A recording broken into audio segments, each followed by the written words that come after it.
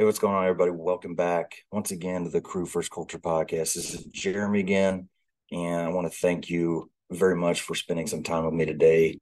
Definitely want to take advantage of that time and hopefully try to add some value to your life. So that being said, I'm going to jump right into it. So this morning, came home from work. It was just one of those mornings where I have been in a routine as far as what I've listened to or what I've been listening to on the commute because I've been in the middle of a pretty lengthy book. Been listening to Thinking Fast and Slow, and I think it's like 18, 19 hours audio wise. So pretty lengthy. But this morning, all of that kind of got thrown aside because I was given something that really flipped my mind around a little bit. My friend Mark sent me a link to just a short, basically a TikTok version of a video or an interview with Deion Sanders.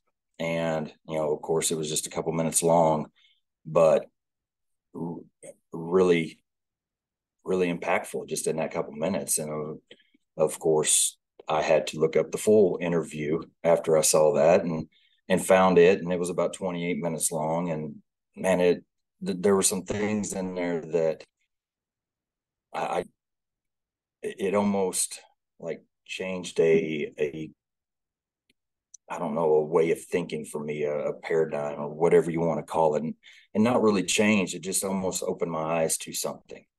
And that's something that, I didn't plan on doing an episode today, but it was something that I felt so strongly about that I want to share.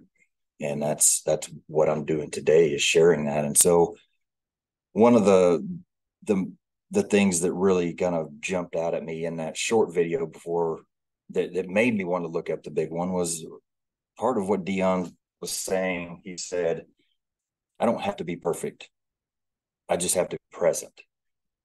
And the context behind that was, God doesn't expect him to be perfect. He just expects him to show up and to do what he can, basically.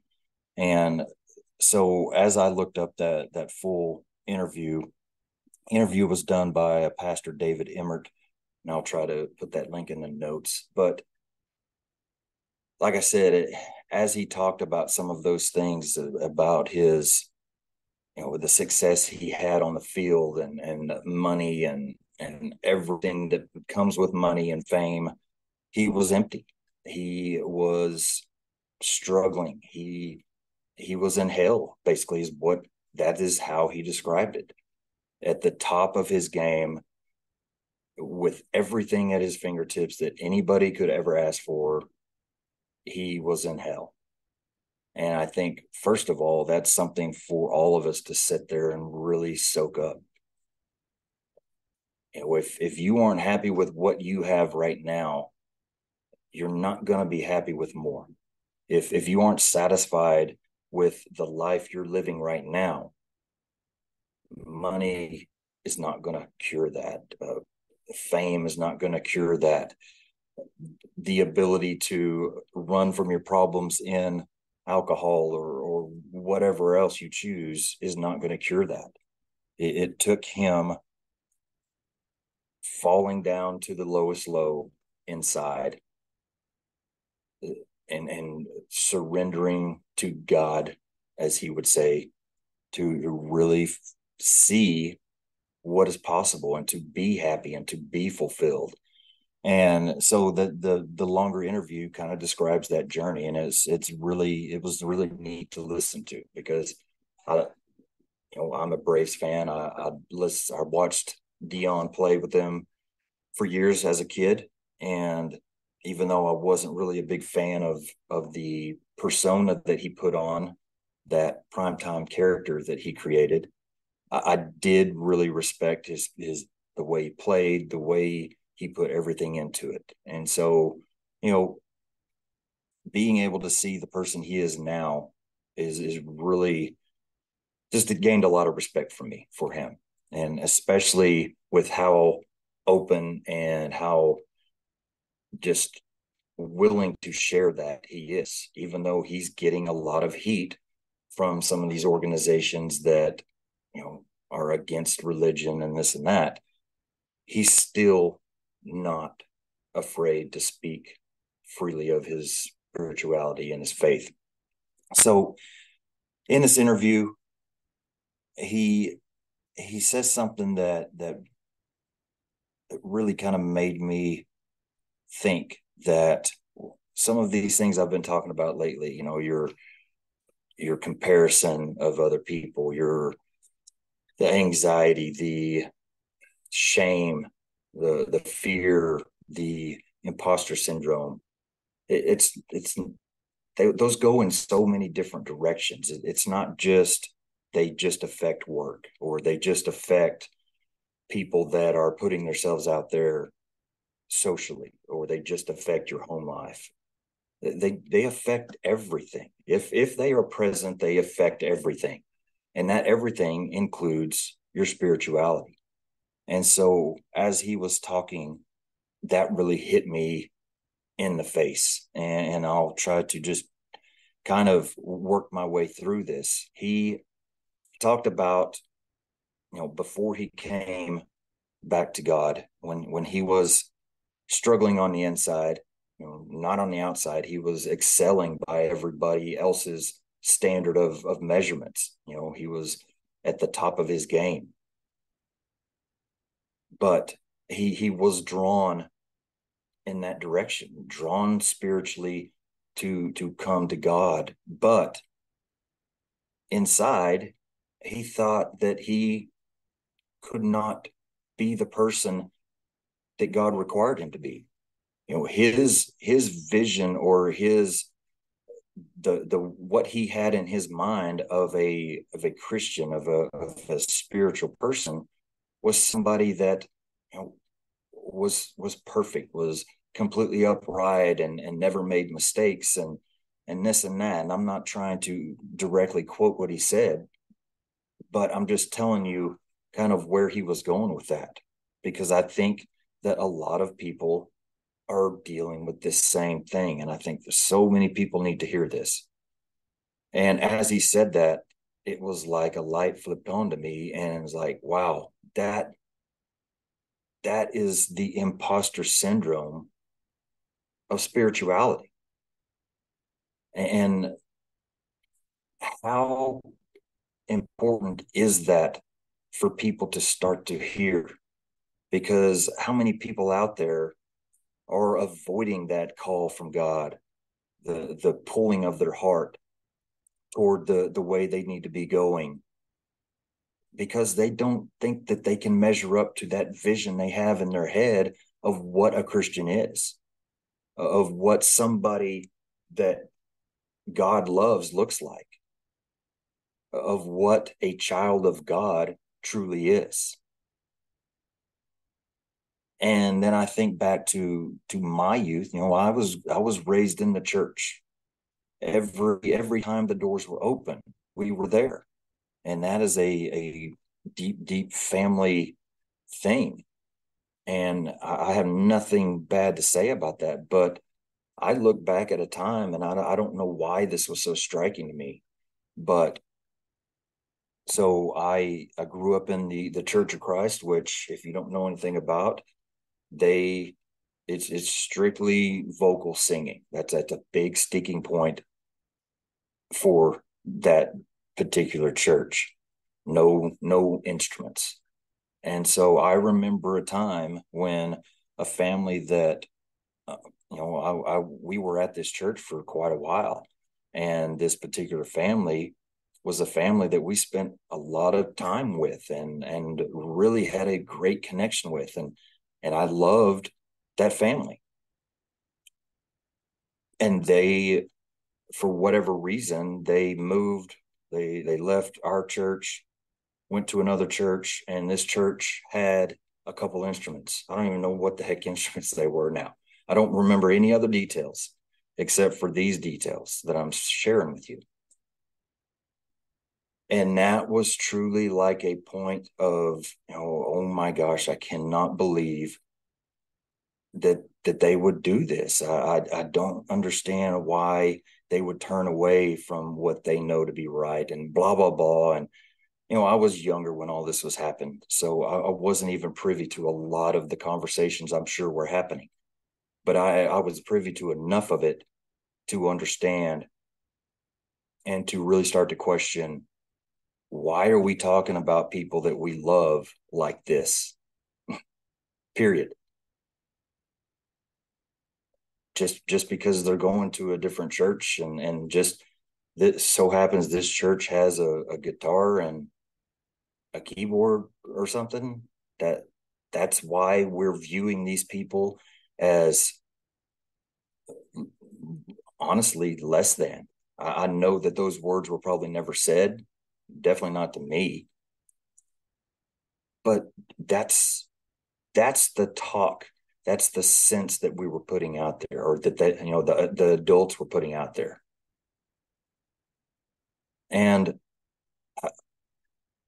that can't help but affect a person as you grow up. If that's something that happened as a young kid, and I'm sitting here recounting it as a 45-year-old, it obviously had some type of effect on me, which means it probably has skewed the way I think and feel about certain situations, even if I didn't want it to. And so, that being the case, if that's what I grew up in, and I am seeing and hearing that you have to do this, and this to be a child of God, to be right with God, and you can't mess up, and the preacher, he doesn't ever share anything because most preachers aren't vulnerable enough to share their issues. They are like the formal leaders in the world that want to show they're infallible and pillars of strength, but they're just people. And just the fact that they are just people means that everything I just said is a lie. They are not pillars of strength. They are not perfect. They are not infallible. They're people. But this is the vision that was kind of implanted in me. And so, growing up, that's what that picture looked like for me. And just like Dion describes, you know, I totally understand. Why would I think that I would be good enough for God to love if all it takes was to listen to a couple instruments, in a church service that you are going to when you could be doing other things, to lose his love. And please don't, I have nothing against my church, the church I grew up with.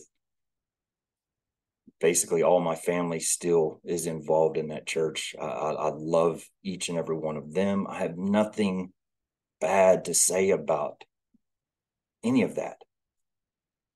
I am just questioning, and I am just trying to really get everybody out there to question, what are we doing to really either help or deter people from coming to God? If this is the image that we're putting out there to what you have to be, is that going to be something that is easily just accessible to people? If I don't know anything about God, and a man of God comes up to me and tells me, Jesus loves you as long as you're doing this and this and this, and as long as you're going to church this amount of time, so come be a part of this, and Jesus will love you. Well, that makes me feel pretty hopeless right out of the gate before I even start. And I don't mean to go this far into it. I honestly didn't. But I think there's so much to be said about that imposter syndrome dealing with spirituality.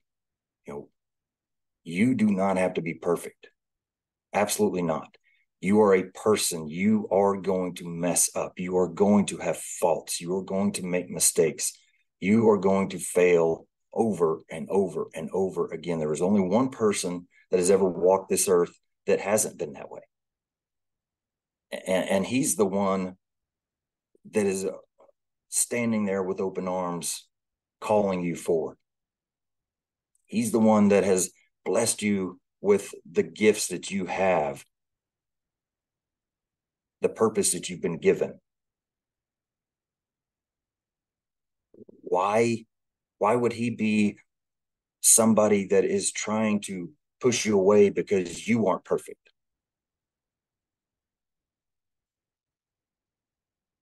I don't have to be perfect. I just have to be present. That's a pretty powerful statement to me. And it means so much to me. And I know there are so many people out there that are hesitant. You know, I will be very honest, very vulnerable right now and say that I am not a religious person anymore. We rarely go to church. And I will say this as a qualifier to that. I'm not proud of that. That's not something I'm bragging about. I, I do miss that. I do miss that for my kids. But at the same time, I am 100% sure that we can serve and praise God in any setting, in any moment of our life. I can have a relationship with God no matter where I am. I don't have to go to church to create that. I don't have to be in a building that is deemed by a human being as something more important than any other building. I just have to be there with God. I just have to be present. And, like I said, we have all been given gifts that we will never deserve, never be able to pay back. We've all been given a purpose that is beyond anything that any of us could ever imagine. And we've got lots of choices. We can sit on those. We can let them rot and throw them in the basement, never to be thought about, completely waste them, help nobody, just survive life the best we can and drudge through another day. Or we can use those gifts. We can stretch our legs and learn what it truly feels like to be blessed and loved by God. We can pursue that purpose that we have been given. Figure out what that is. Figure out who we are. Figure out who we were meant to be.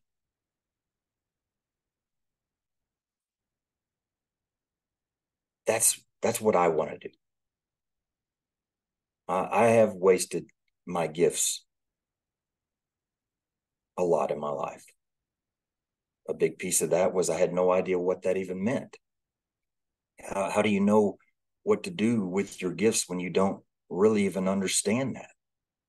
And that's another thing. You don't have to go to church. You don't have to have been raised since you were a baby in the church to be loved by God, to understand these things, to learn about the stories of the Bible and what they mean, how they can impact your own life, how they can help you impact others' lives. You don't have to be raised in the church to learn about the life of Jesus and all the many lessons that are there to learn from that.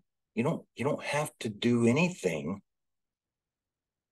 in a formal building or a formal religion to access that stuff. You just have to be present with him to do it. Talk with him, read with him.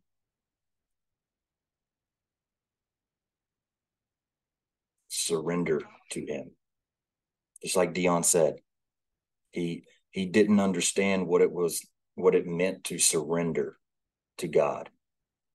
But when it had finally happened and he had no other option, it was just like the Westerns when you see the people coming out of the saloon with their hands up saying, "You got me. I surrender."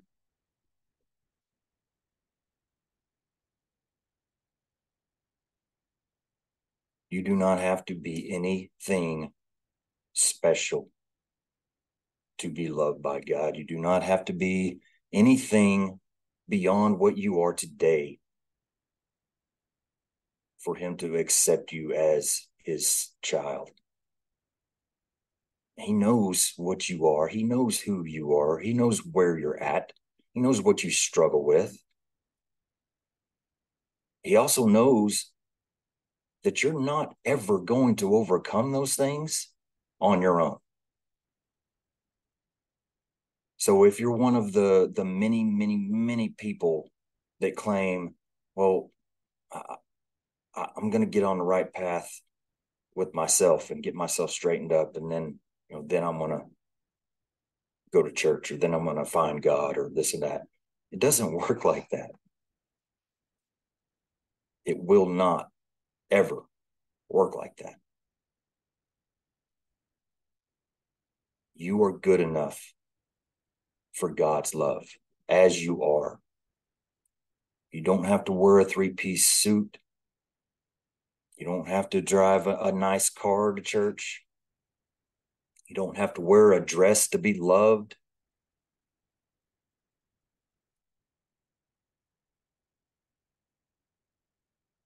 You just have to surrender to his will and accept that he has a path laid out for you and only you, because he loves you. And if you don't do that, if you don't surrender and you don't accept that path and pursue that path, nobody ever will. It will be a path that nobody else can take because it was made for you.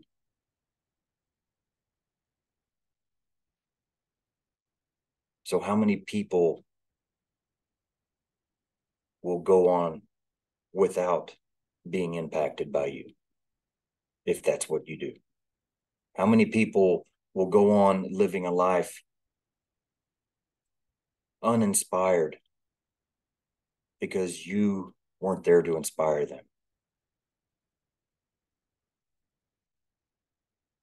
How many people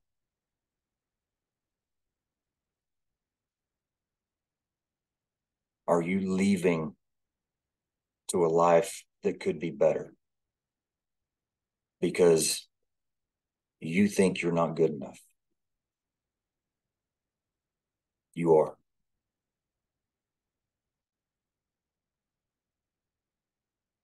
So if this is something that you have thought about, it's no different than the imposter syndrome that I've talked about myself with the podcasting or social media that I still struggle with to this very day, and it still makes me angry that I do. I tell myself it doesn't matter. It doesn't matter who is doing what, or where I'm at in the numbers, and what none of it matters. Who needs to hear me is going to hear me. If what I say resonates with you, that's not by coincidence, and it's not because I am an excellent speaker or I have anything special about me. It resonates in you because you have a fire that is similar to mine, because you have questions that need to be answered like I do, because you have a purpose inside that you know you need to be following and pursuing just like I do. And so when I speak of these things, it resonates with you because that is what you're also fighting inside. That's no coincidence. So I will leave you with this. I think, I don't want to start talking in circles. I hope that I was able to really kind of put to words some of these really impactful thoughts that are in my mind. If it wasn't very impactful listening to it, I promise you it's a lot better in my mind. So I am going to continue to try to get those words out in a way that truly conveys the importance that they have as they're going through my mind, because sometimes it's not the easiest thing for me to do. It's not the easiest thing for any of us to do, but like he said, I don't have to be perfect. I just have to be present. I just have to try to pursue what I know to be best, what I know to be my purpose, what I know to be the mission I am here for. And that is this. If 100 people hear this, that's great. If two people really actually listen to the whole thing and get something out of it, that's amazing. I can't ask for anything more than that. So thank you for your time. Please reach out if you have any questions or concerns or thoughts or whatever. Please like and share the podcast if it is making something change, if it is adding value, whatever. If you're getting something out of it, please share and help get that message out further. And just keep pushing. Keep pushing. There's a lot of people out there struggling, a lot of people out there that are fighting fights that they don't need to fight, because the fight is already won. We just have to give it to them, give it to him. So with that, I will talk to you next time. Thank you so much for your attention. Until then, stay humble and do work.